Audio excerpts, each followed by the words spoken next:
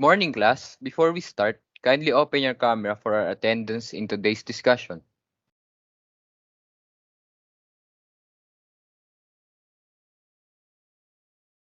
We all know that there are a lot of occurring curves in the world. Before we begin this discussion, let's try to name some of the given pictures.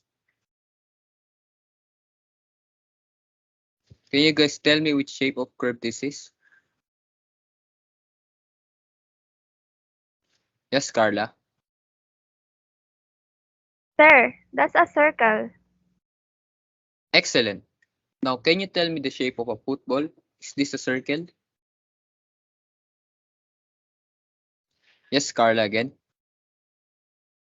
No, sir, that's an example of an ellipse. It is almost like a circle, but it is longer on the side. Wow. Most of my students are intelligent. I'm impressed. Let's see if you can guess the next one.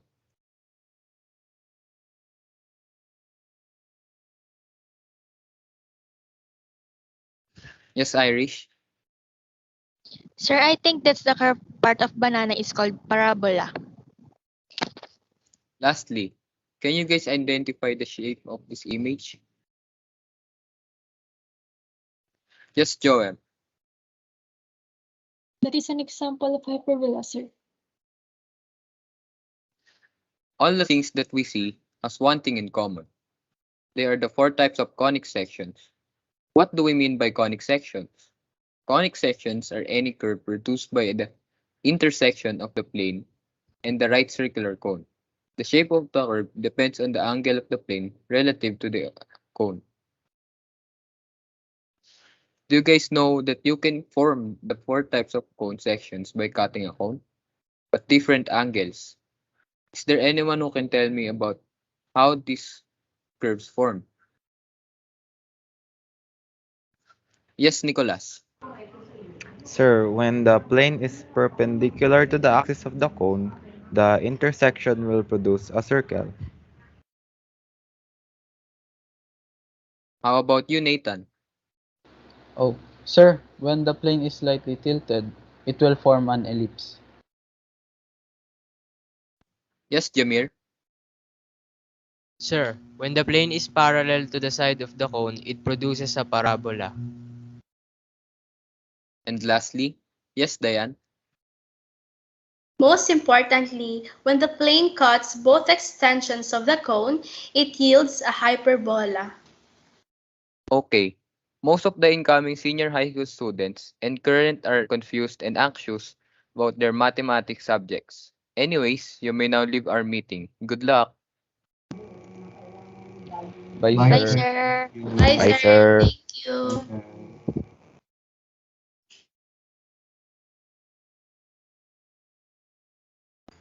So, how are you, Carla and Luis?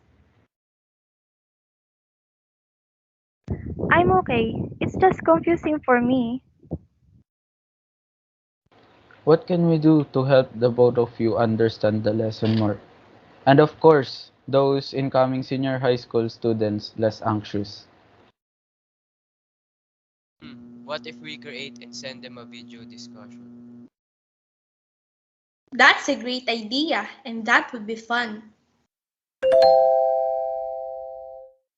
You guys still don't understand the circle conic section, so I'll explain it for you.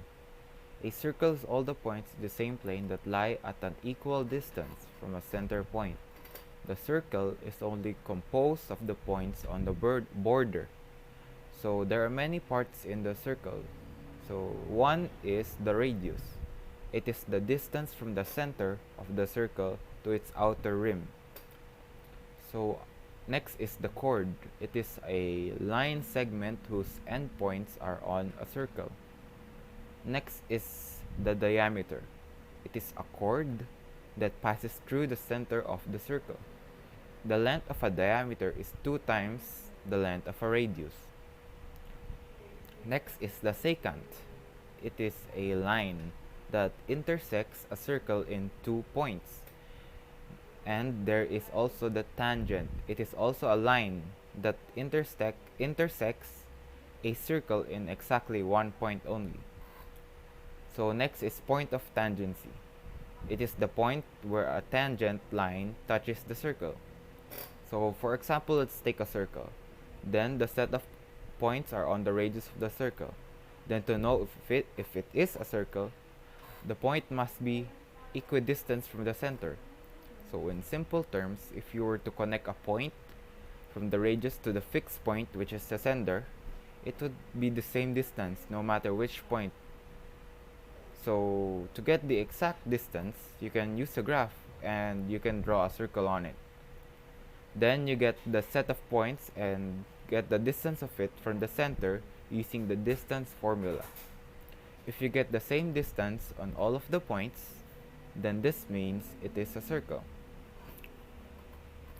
Circles are used in real life situations as well. It can be found on wheels on cars, bikes, and other forms of transportation. The shape of a circle helps create a smooth movement for a car or a bike to move from place to place. So next is a donut. It is the perfect example of a circle. The shape is a prime factorization of the delicacy. It allows a baker to induce heat distribution to create an evenly baked delicious donut. So let's give an to understand my discussion, and good luck. After we learned the circle of conic section, now let's proceed to the ellipse. What is an ellipse? An ellipse is all points found by keeping the sum of the distances from 2 points constant. The midpoint of the segments connecting the foci is the center of the ellipse. An ellipse can be formed by slicing a right circular cone with a plane traveling at an angle to the base of the cone. An ellipse may also be defined in terms of one focal point and the line outside the ellipse called the directrix. For all points of the ellipse, the ratio between the distance to the focus and the distance to the directrix is a constant. Ellipse is contributed to the real world because of its oval shape. For example, the shape of a lemon is a circular structure with 2 pointy ends. Another example is an Earth's orbit. An Earth's orbit around the Sun is an example of an ellipse. Even your eye is also an example of ellipse. It is a horizontal ellipse. The eyeball can be considered the center, and the surrounding shape forms an ellipse. The minor axis is vertical, and the major axis is horizontal across the eye. The two ends of the eye can be considered as vertex. What is a parabola? A parabola is a plane curve generated by a point moving so that its distance from a fixed point is equal to its distance from a fixed line, the intersection of a right circular cone with a plane parallel to an element of the cone. In simple terms, a parabola is a curve where any point is at an equal distance from a fixed point called the focus and a fixed straight line called the directrix. What are the general forms of a parabola? There are two general forms of a parabola. The first general form is ax squared plus dx plus ey plus f equals 0. If x is quadratic, the parabola opens up or down. The second general form is by squared plus dx plus ey plus f equals 0. If y is quadratic, the parabola opens to the left or to the right. There are a lot of parabolas around us every day. One example is, imagine you are playing a ball and you throw it in the air with your best friend. You form a parabola without knowing. Another is after rainfall. You will see a beautiful rainbow above the sky. If you look at its shape, it is upside down, wide letter U. Lastly, your headphones. There's a U shape in it for you to wear it in your head. There are more examples of a parabola in real life. One is the Golden Gate Bridge in San Francisco in California, is famous with parabolic spans on both sides. The second are lighthouses. In lighthouses, parabolic bulbs are provided to have a good focus of beam to be seen from a distance by mariners. The hyperbola can be defined as the difference of distances between a set of points, which are present in a plane to two fixed points, is a positive constant. It is a two-branch open curve. It is formed when a plane intersects a double right circular cone at an angle such that both halves of the cone are intersected. This intersection of the plane and cone produces two separate unbounded curves that are mirror image of each other.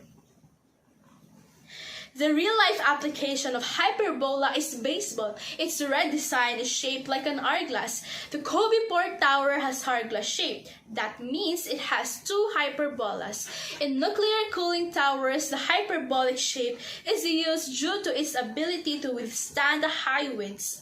Power plants looks like an hourglass shape too. There is also a design of vase where it is shaped like a hyperbola. Another example is a lamp. When you turn on its light, if the lamp is open from the top and the light at the bottom comes out, it will form hyperbola. Radio waves can be used in navigations. If the middle of every circle carries out a radio signal, then the signals will interact and form hyperbolas. Lastly, the curves of an acoustic guitar on its sides. The curves of the guitar also represents the curves of a hyperbola. That would be all. Thank you.